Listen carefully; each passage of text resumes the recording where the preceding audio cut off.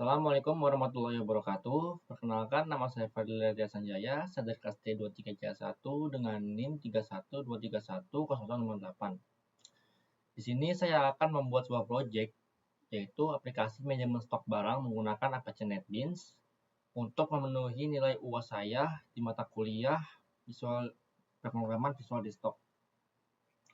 Baik, untuk sebelum memulai, itu kita harus mempunyai dua toolsnya terlebih dahulu, yakni ada Apache NetBeans dan juga ada SAMPP MySQL sebagai database-nya.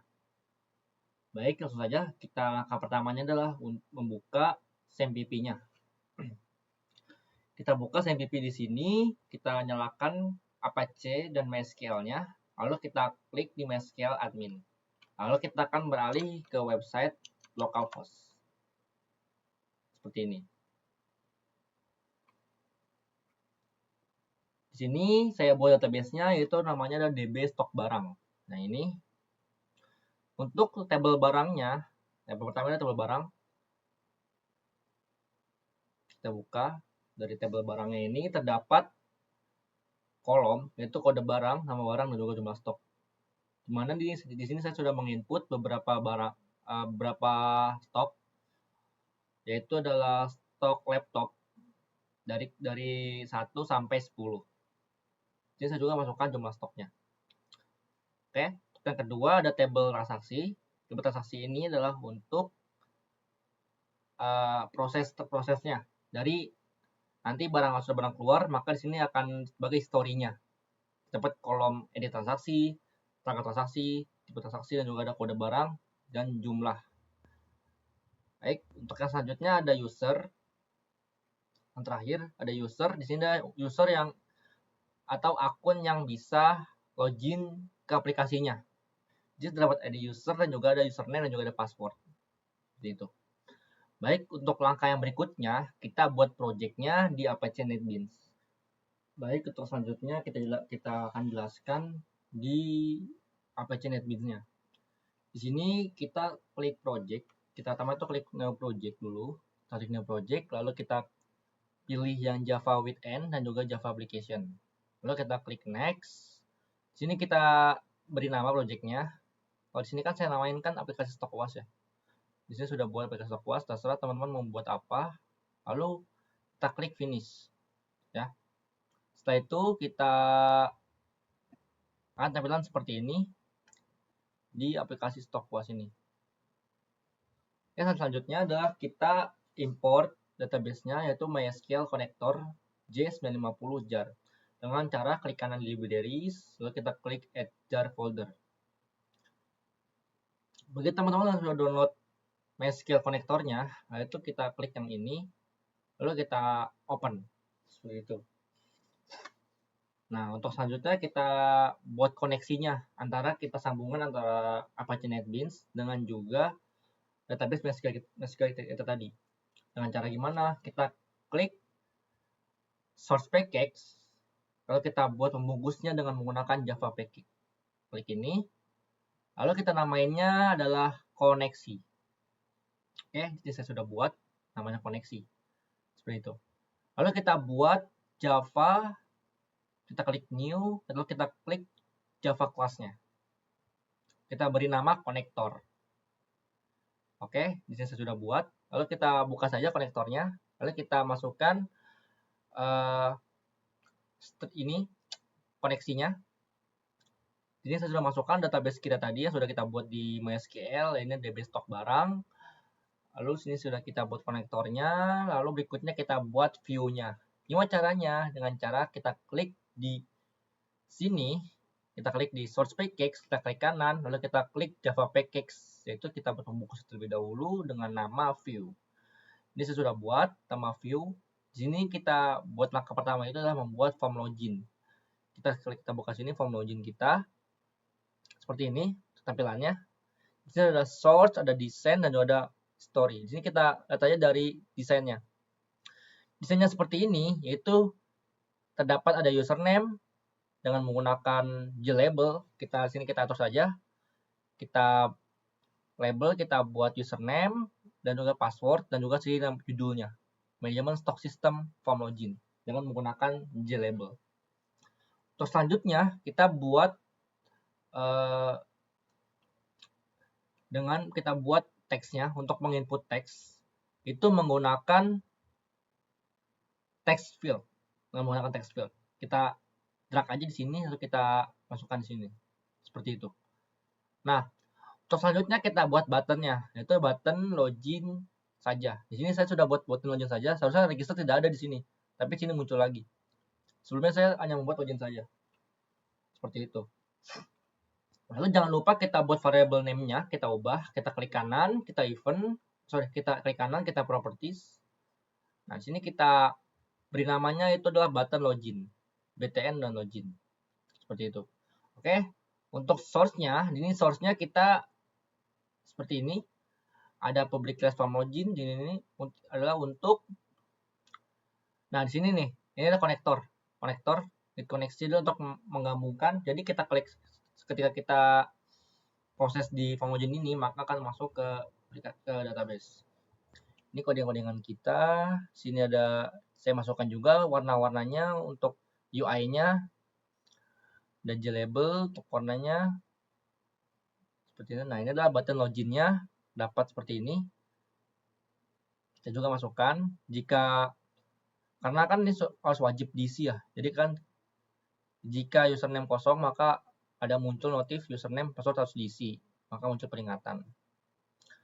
Nah, untuk yang ininya kita buat database di tadi yang dinamanya itu user, database table user. Nah, di sini akan dia mengambil dari table user tadi yaitu username dan password. Maka lanjutnya jika sudah selesai, jika benar maka login berhasil, jika tidak username atau password salah. Seperti itu. Nah, untuk yang lainnya seperti ini dari codingan-codingan kita. Nah, untuk selanjutnya itu kita buat form dashboard atau form menunya, form home. Jadi di situ terdapat beberapa menu ya. Kita buka sini, kita klik aja di sini, kita klik view, kita new project. Lalu kita klik view, kita klik new, lalu kita klik gframe form. Oke. Lalu kita namanya menjadi form dashboard. Kita buka di sini codingannya. Ini desainnya. Nah, ini desain dari form dashboard yang sudah saya buat. Sini ada saya menggunakan menu bar untuk seperti kayak header. Jadi untuk memilih menu milih. Di sini terdapat ada menu master, transaksi, sistem. Di sini master itu ketika kita klik itu langsung muncul yang namanya inventory stock. Ini muncul namanya inventory stock. Lalu ketika kita klik transaksi, maka akan muncul inbound dan outbound. Itu adalah proses transaksinya. Yaitu barang masuk atau barang keluar. Oke. Untuk berikutnya ada sistem. Sistem ini adalah untuk logout dari aplikasinya. Seperti itu. Sini adalah menu dashboardnya. Saya akan menjelaskan.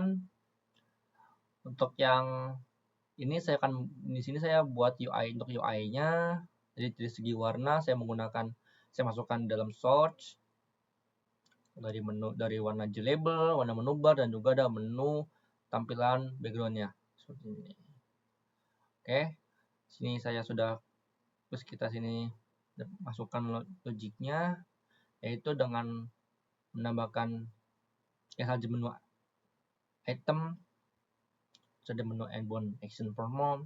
Nah, ini adalah kita saja sini. Nah, ini jika kita klik menu inbound maka akan masuk ke tampilan inbound internal. Nah, akan kita buat nanti setelah kita buat form dashboard. Selanjutnya sini juga terdapat menu item yang bernama tadi master, itu akan masuk ke dalam form barang inventory. Dan tadi nanti akan kita buat untuk tampilan stok barangnya. Lalu berikutnya ada menu outbound di sini dimasukkan untuk masuk ke tampilan auto internal yang kita buat nanti layoutnya. Lalu ada menu logout. Jika tadi sistem itu maka kita akan keluar. Maka menandakan sudah keluar aplikasi atau logout aplikasi. Seperti itu. Inilah codingannya. Lalu kita berikutnya adalah membuat tampilan form barang atau tampilan dari inventory-nya. Caranya sama, kita klik di view, kita klik kanan, kita klik new, lalu kita klik G-frame form. Maka kita namakan menjadi form barang Java. Jadi saya sudah buat, kita buka saja. Ini adalah tampilan source-nya. Kita coba desain dulu. Desainnya seperti ini. Di sini saya menggunakan table di scroll panel untuk melihat stok-stok barang yang tersedia dalam table ini. Gitu. Di sini saya juga tambahkan tombol back untuk kembali ke menu dashboard. Oke, seperti itu. Untuk source-nya, sini kita akan menjelaskan. Sama di situ saya masukkan tampilan UI-nya dari segi warna untuk memperindah saja. Lalu kita berikutnya adalah type data. Ini adalah untuk menampilkan datanya. Dengan menggunakan kita select kode barang, nama barang ini dari database yang tadi nama tabelnya adalah table barang. Oke. Lalu berikutnya di sini ada tombol button back. Ini adalah jika button back kita klik maka akan kembali ke form dashboard. Seperti itu. Ini adalah tampilan dashboard kita, form barang kita. Nah, di sini hanya untuk melihat stok barang saja. Jadi tidak bisa untuk diedit. Jadi saya menambahkannya untuk jadi itu user login, dia tidak bisa mengedit di sini. Jadi hanya bisa melihat stok barangnya aja. Seperti itu. Jadi saya tuh logiknya itu saya hanya bisa user hanya bisa read only saja. Jadi cuma bisa melihat saja. Jadi nggak bisa ngedit di sini. Oke. Lalu berikutnya kita akan membuat transaksinya. Akhirnya ada inbound dan outbound. Lalu pertama kita buat inbound-nya terlebih dahulu. Di sini ada source-nya. Sama ya. Itu include-nya itu dengan cara klik kanan di view, lalu kita klik new, lalu kita klik G-frame form dengan nama inbound internal. Di sini saya source-nya, desainnya. Nah, ini desainnya sudah saya buat di sini. Terdapat beberapa teks ya. Itu tombol transaksi, tanggal, kode barang, nama barang, dan jumlah masuk. Di sini terserah selera teman-teman mau buat seperti UI-nya seperti apa. Dan di sini uniknya, saya tidak benar-benar masukkan, jadi user tidak bisa menginput semuanya. Jadi hanya kolom tertentu saja. Jadi teks tertentu saja. Jadi hanya bisa masukkan dari jumlah masuk doang. Ini otomatis. Nah, di sini saya edit menjadi contoh. Di sini saya matikan di tabelnya. Ini saya juga sama tanggalnya. Saya matikan di table dari nomor transaksi, tanggal, kode barang bisa nginput dan nama barang itu saya edit, saya uncheck editable-nya. Jadi user tidak bisa mengedit. Jadi pada saat kita ingin memproses inbound, maka user hanya bisa menginput kode barang dan juga belum masuk. Jadi jika kita masukkan kode barang, maka user sudah bisa melihat nih, kayak misal, maka jadi itu user harus hafal juga nih kode barangnya. Jadi kode barang yang 01 itu langsung muncul nama barangnya. Untuk nomor transaksi, ini saya edit itu kode acak. Jadi setiap kita proses itu dia langsung memunculkan kode acak. Untuk tanggal itu otomatis, yaitu adalah today. Jadi hari ini, dia sudah membaca hari ini. Nah, untuk jumlah masuk itu kita input sendiri. Seperti itu. Nah, untuk source-nya ini seperti ini. Saya juga mengubah tampilan UI-nya di sini dari GTable gini-gini. Semuanya kita edit UI-nya. Nah, untuk set tanggal hari ini. Nah, ini nih yang tadi saya maksud untuk kolom dari tanggal transaksi. Seperti itu. Nah, ini juga sama, saya juga dari nomor transaksinya juga sama. Di sini saya auto generate jadi otomatis transaksinya. Nah, untuk kode barang di sini saya masukkan dari database barang atau tabel barang tadi. Jadi di sini kita select kode barang from Java, maka langsung muncul kode. Maka jika user klik kode barang, maka langsung muncul nama otomatis dari nama barangnya. Seperti itu. Lalu berikutnya di sini ada kode barang. Nah, di sini sama tadi saya maksud. Berikutnya button batal. Nah, button batal ini itu saya buat adalah untuk jika user klik batal, maka kembali ke menu form dashboard. Maka akan kembali. Jadi batal ini adalah untuk user untuk kembali lagi ke tampilan form dashboard seperti itu. Untuk berikutnya adalah button simpan. Button simpan ini adalah jika kita klik simpan, maka transaksi selesai. Maka transaksi akan ke input ke barang, ke stok barang. Maka jadinya berhasil gitu. Nah, ini saya juga menambahkan beberapa logik, yaitu jumlah masuk harus lebih dari 0, maka tidak boleh minus. Nah, jika tidak bisa, saya juga menambahkan required, jadi harus benar-benar diisi, wajib. Akan dilengkapi. Nah, jika tidak, misalnya kalau kita ini nih, kita nggak mau, bisa kita nggak jadi dah, kita hapus semuanya gitu, kita clear. Jadi kan ada button clear di sini nih ya. Nah, ini button clear ini adalah untuk delete semua. Jadi jika user nggak jadi input inbound, maka dia akan klik clear saja, maka akan otomatis terhapus semua. Gitu. Ini juga saya menambahkan pop up, yaitu hapus semua inputan yang ada di form. Jadi untuk if else-nya saya masukkan juga di sini. Nah, ini adalah dari tampilan inbound internal kita. Untuk yang berikutnya adalah outbound internal.java. Jadi ini adalah proses untuk outbound-nya atau barang keluarnya. Di sini saya buat untuk outbound internalnya, yaitu ada source, ada desain, sama ya tadi yang saya buat tadi seperti sebelumnya, itu kita klik view, klik new, lalu kita klik gframe form dengan nama outbound internal. Itu. Ini adalah tampilan UI dari outbound-nya. Ini saya masukkan nomor transaksi, tanggal, hampir sama ya seperti inbound, cuma bedanya sini adalah jumlah keluar dan juga ada nama stok saat ini. Nah, di sini sama untuk nomor transaksi, tanggal, nama barang, stok saat ini, itu adalah dia tidak bisa mengeditnya. Jadi user tidak bisa mengedit. Jadi user hanya menginput kode barang dan juga jumlah keluar.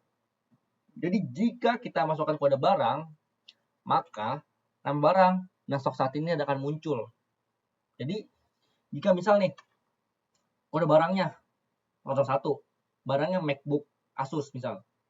Nah, stoknya itu akan muncul benar-benar langsung stok itu. Jadi dia ngambil dari jumlah stok yang ada atau current stock seperti itu. Nah, untuk jumlah keluarnya di sini kita input saja. Seperti itu. Nah, untuk yang selanjutnya kita klik source-nya, kita lihat di sini sama, saya ubah tampilan UI-nya dengan warna menjadi gelap, sama seperti yang layout lain. Di sini saya masukkan. Nah, ini sama nih tanggal hari ini, jadi today untuk tanggalnya. Jadi sama kode transaksi acak. Lalu berikutnya sini ada kode barang, sama seperti inbound tadi, yaitu kita akan mengambil kode barang yang ada di form barang. Lalu berikutnya di sini ada nih tadi nih kode barang lagi, ada formnya. Lalu berikutnya ada button batal. Jika kita klik batal, maka kita akan kembali ke form dashboard atau kita kembali ke menu utama. Untuk yang button simpan sama, jika kita klik button simpan selesai, maka akan berhasil. Jadi stok akan otomatis berkurang di form barang. Pokoknya ini sama seperti inbound. Bedanya inbound tadi kan kalau kita klik simpan, maka barang akan bertambah. Nah, kalau outbound ini, maka barang akan berkurang. Seperti itu. Ini kita saja. Lalu saya juga tambahkan beberapa request nih, stok tidak cukup, stok tersedia, stok tersedia, akan munculkan stok barang sekarang, atau stok sekarang. Nah, selanjutnya ini untuk tampilan dari outbound internal. Nah, lalu sekarang kita akan coba ya aplikasinya. Kita run sini untuk dari tampilan. Nah, seperti ini nih. Ini manajemen stok sistem dari form login ya, menu utamanya ya. Ini kita masukkan dari username-nya, yaitu username yang tadi saya buat dan di database yaitu dengan nama Adit. Kita masukkan passwordnya, lalu kita klik login. Nah, login berhasil. Oke. Nah, maka langsung menu dashboard yang terus kita buat. Kita buat tadi sini nih. Nah, sama kan? Nah, kita buat di sini. Nah, ini ada menu master, ada menu transaksi, ada menu sistem. Di sini kita klik master dulu. Nah, master ini akan memunculkan inventory stock, yang mana ini tampilan dari form barang. Nah, seperti ini, kan? Nah, di sini langsung otomatis memunculkan kode ininya, database-nya atau stok barangnya. Di sini kode barang pun juga ada. Nah, seperti ini. Nah, user tidak bisa ngedit di sini. User hanya bisa melihat saja untuk di tampilan inventory stok barang. Lalu kita klik back, maka kembali ke menu utama. Lalu untuk selanjutnya,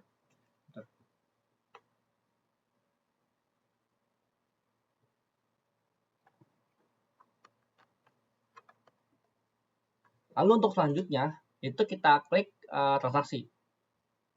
Transaksi ini itu ada inbound dan outbound.